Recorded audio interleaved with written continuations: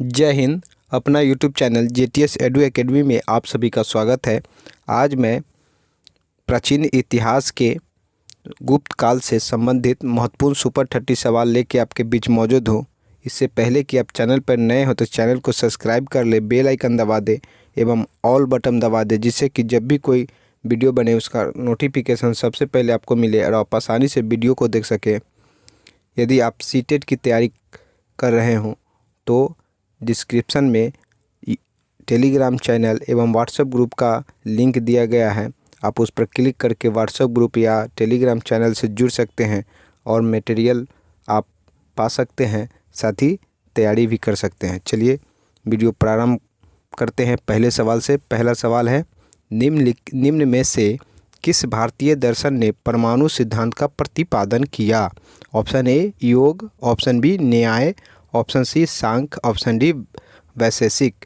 सही जवाब option D वैशेषिक। वहीं योग है वह पतंजलि का है, ध्यान रखेंगे।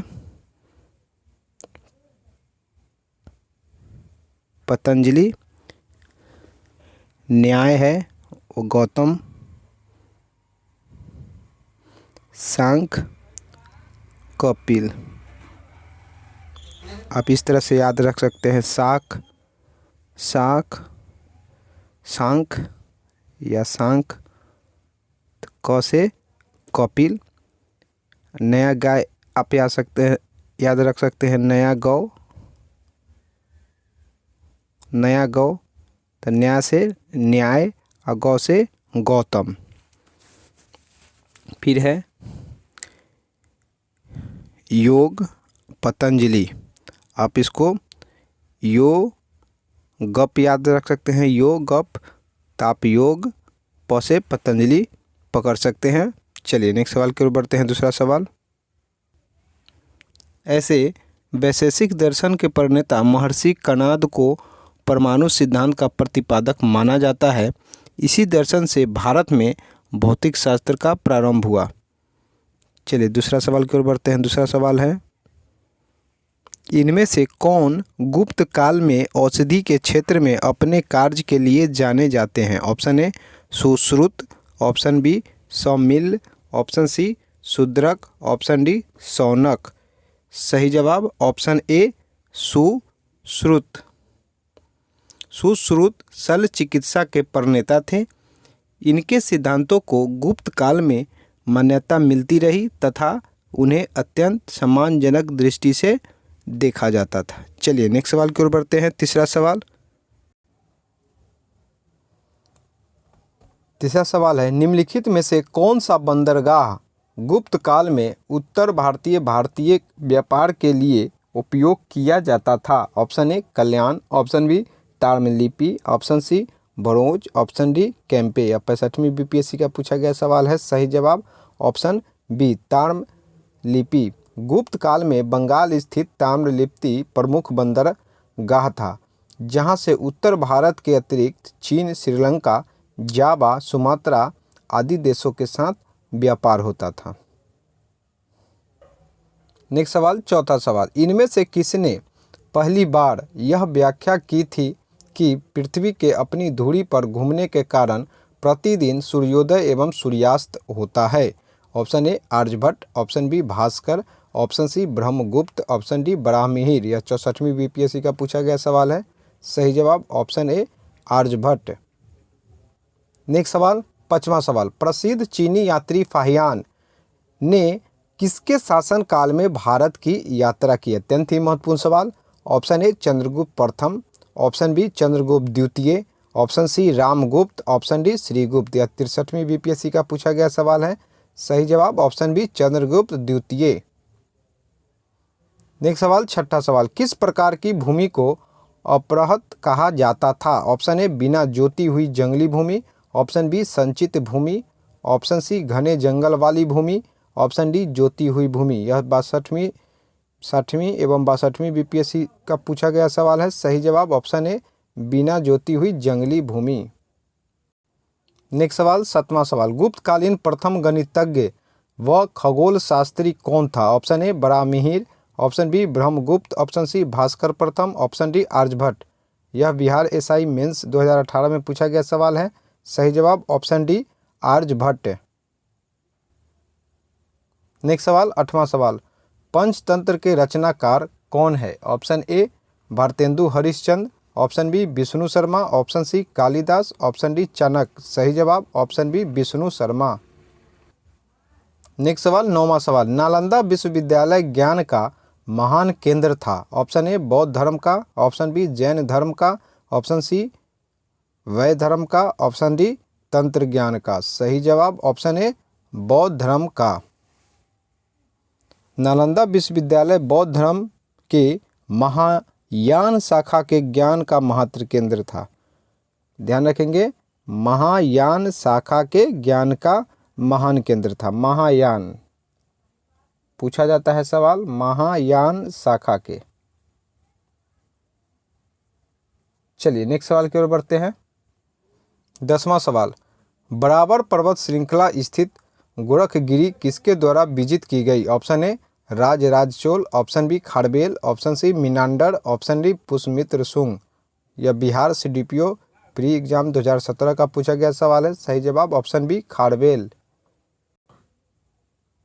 खारवेल कलिंग नरेश खारवेल के हाथी गुफा अभिलेख उदयगिरी से पता चलता है कि अपने शासनकाल के 8वें वर्ष में खारवेल मगध पर आक्रमण करके बराबर पहाड़ी जो गया में है वहां तक पहुंच गया।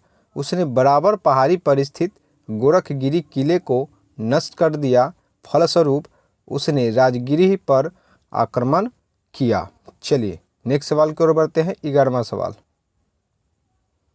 किस शासक वंश ने मंदिरों एवं ब्राह्मणों को सबसे अधिक ग्राम अनुदान में दिया था? ऑप्शन ए गुप्त वंश, ऑप्शन बी पाल वंश, ऑप्शन सी राष्ट्रकूट वंश, ऑप्शन डी प्रतिहार वंश। 39वीं बीपीएससी का पूछा गया सवाल है।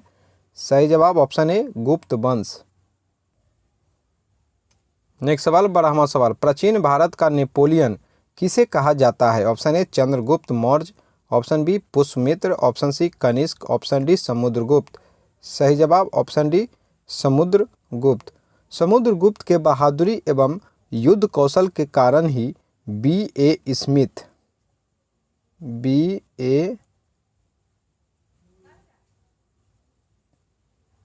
स्मिथ ने उसे भारत का नेपोलियन कहा। समुद्रगुप्त को अपने कुछ सिक्कों पर उसने स्वयं को बीना बजाते हुए दर्शाया गया है। बीना बजाते हुए दर्शाया गया है। वहीं समुद्रगुप्त ने अश्वमेधकर्ता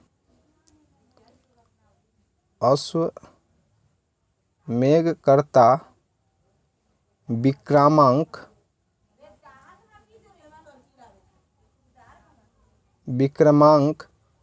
आदि की उपाधि धारण की। इन्हें कविराज भी कहा जाता है। ये भी सवाल पूछा जाता है। इन्हें कविराज भी कहा जाता है। चलिए नेक्स्ट सवाल की ओर बढ़ते हैं। 13वां सवाल, नालंदा विश्वविद्यालय के संस्थापक कौन थे? ऑप्शन ए चंद्रगुप्त द्वितीय, option B Kumaragupta, option C Dharmapala, option D Pushpagupta. यह कई बार परीक्षा में पूछा गया है। अत्यंत ही महत्वपूर्ण सवाल है। सही जवाब ऑप्शन बी कुमारगुप्त। नालंदा विश्वविद्यालय की स्थापना कुमारगुप्त प्रथम ने की थी। कुमारगुप्त को महेंद्रादित्य भी कहा जाता है। महेंद्रादित्य।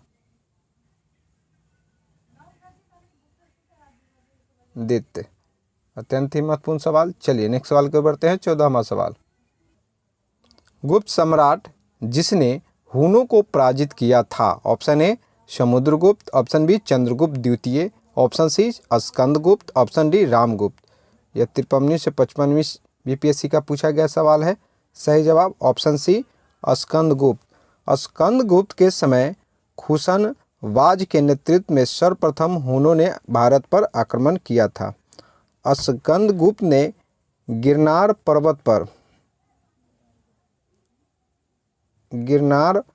पर्वत पर स्थित सुदर्शन झील, कई एक बार यह परीक्षा में पूछा गया है,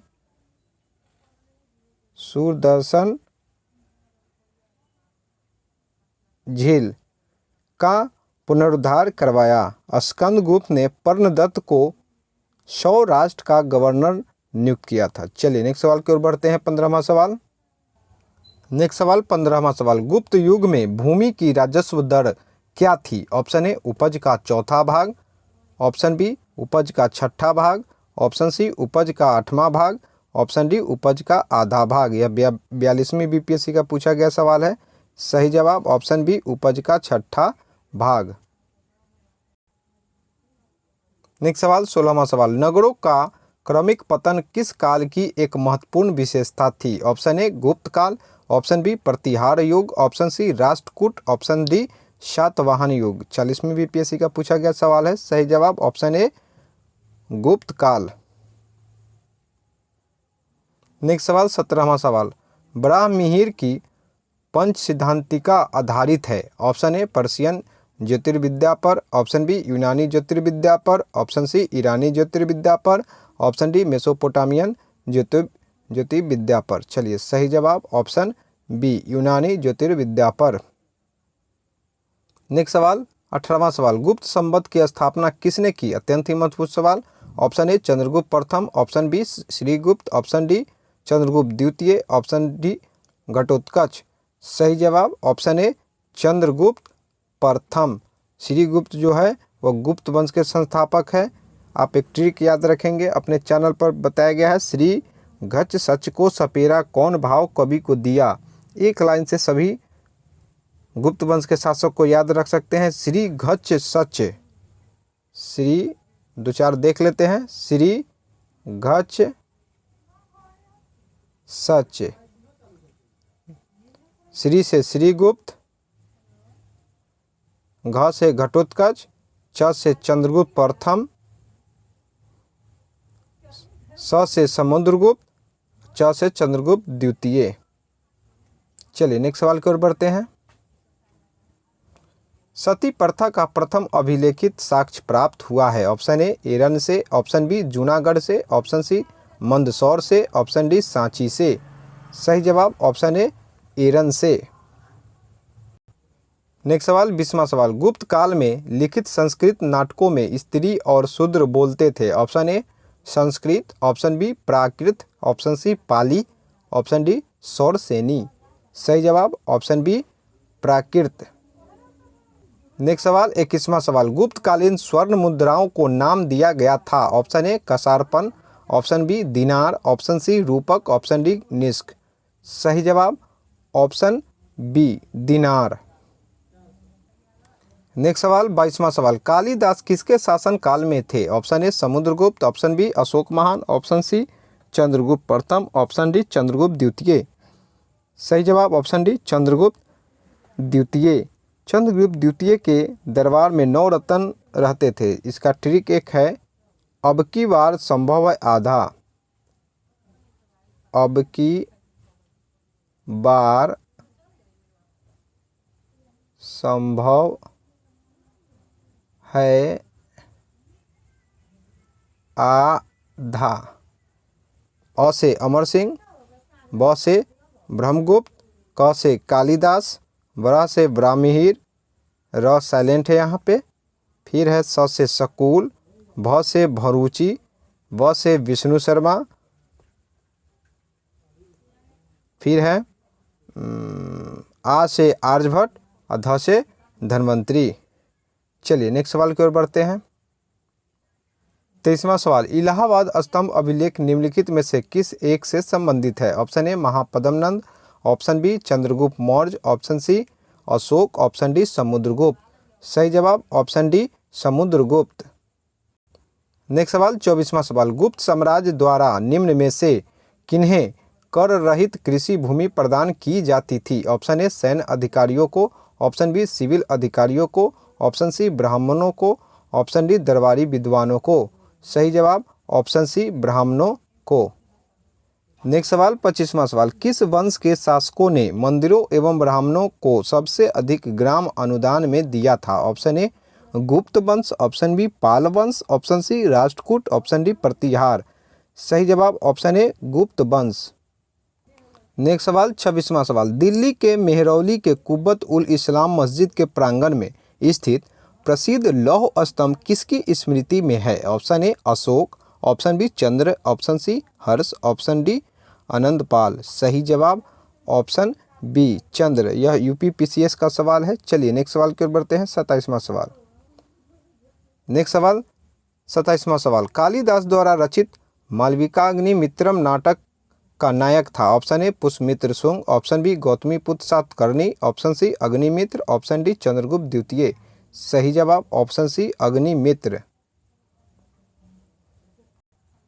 नेक्स्ट सवाल 28वां सवाल। समुद्रगुप्त की सैनिक उपलब्धियों का वर्णन उसके किस अभिलेख में उपलब्ध है? ऑप्शन ए एरन के, ऑप्शन बी गया के, ऑप्शन सी नालंदा के, ऑप्शन डी प्रयाग।